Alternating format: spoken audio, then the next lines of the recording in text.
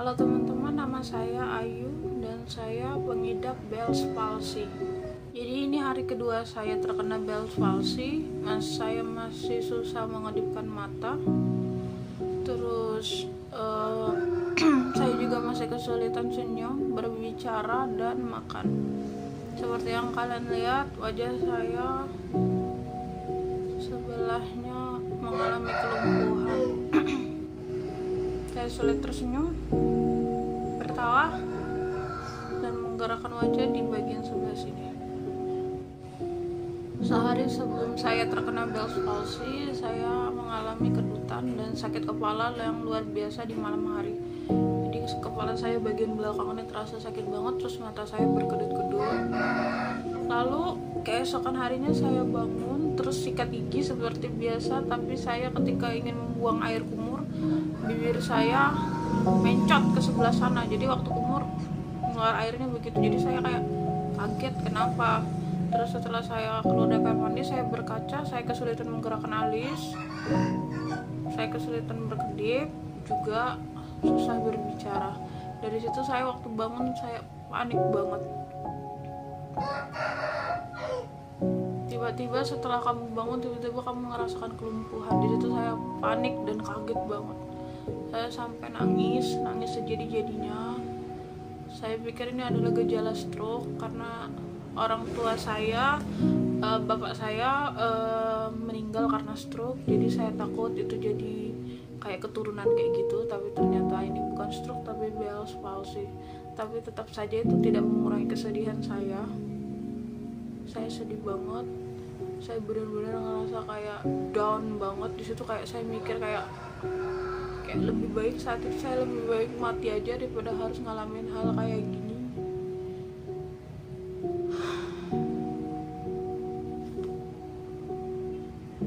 Ini sulit banget buat saya. Saya takut kalau ini bakal permanen seumur hidup. Saya takut banget. Jujur aja saya takut banget. Memotivasi kesembuhan saya memutuskan untuk membuat video perkembangan saya setiap harinya. Semoga teman-teman di luar sana yang mengalami hal yang sama seperti saya bisa sembuh, dan itu juga doa dan harapan untuk saya sendiri.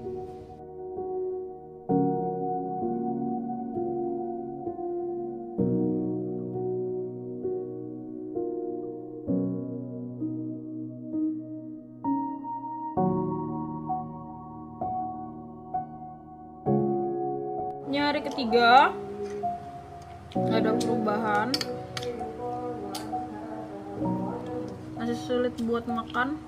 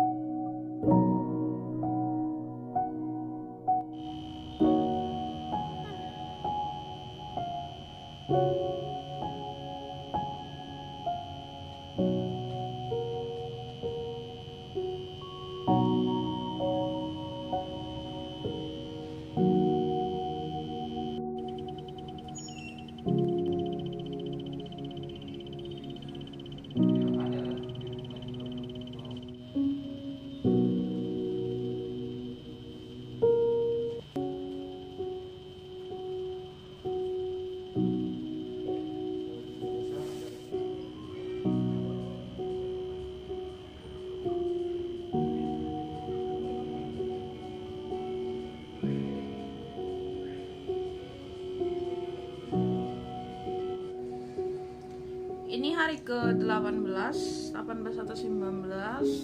Dia udah ada perkembangan sedikit kayak tuh, di bagian kening ini ada kayak kerutannya, bisa ngangkat dikit juga deh kayaknya. Tuh, ada kerutan dikit tapi ini kayak masih susah. Tapi kalau ngomong kayak P, F, V masih agak susah, cuma udah mulai bisa. Karena kalau kemarin ngomong P, F, V itu susah, tapi ini udah.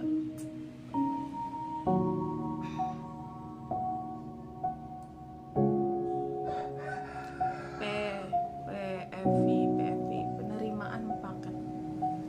Tapi ini udah mulai bisa nih.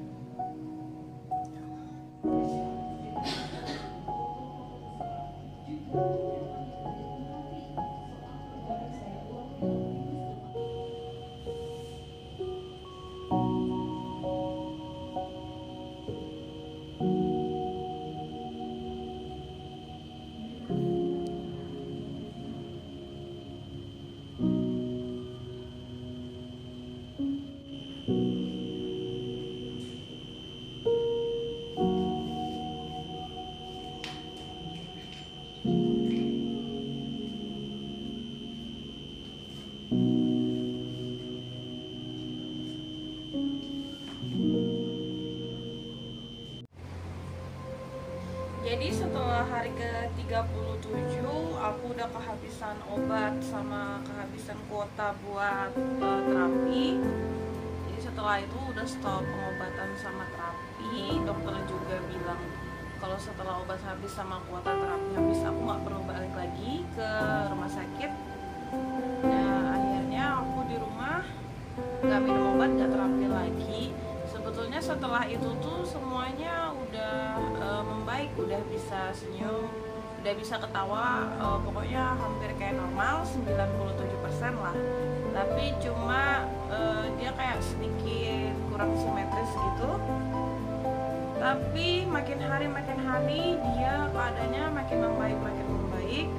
Ini udah hari ke-43, jadi aku sih anggapnya aku udah sembuh di hari ke-40 atau 41, udah full sembuh normal. Yang kemarin kena Bell's palsy sebelah sini udah simetris kiri kanan.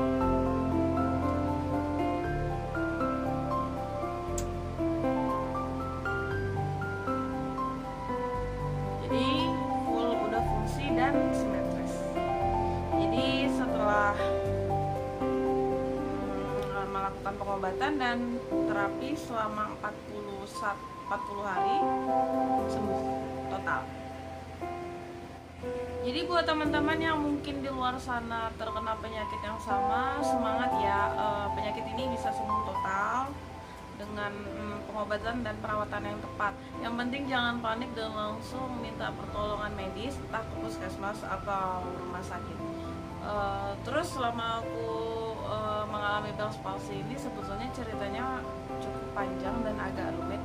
Mungkin kalau misalnya video yang ini rame, mungkin aku bakal bikin part keduanya, pengalaman aku menjalani penyakit Bell's palsy ini. Kalau rame sih, kalau nggak ada yang nonton ya udah sih. Videonya cuma sampai situ aja. Kalau kalian suka dengan video ini, jangan lupa like dan subscribe. Buat teman-teman yang kena penyakit yang sama, semangat, kalian pasti sembuh, karena itu nggak permanen. Itu aja sih. I'll see you on my next video. Bye.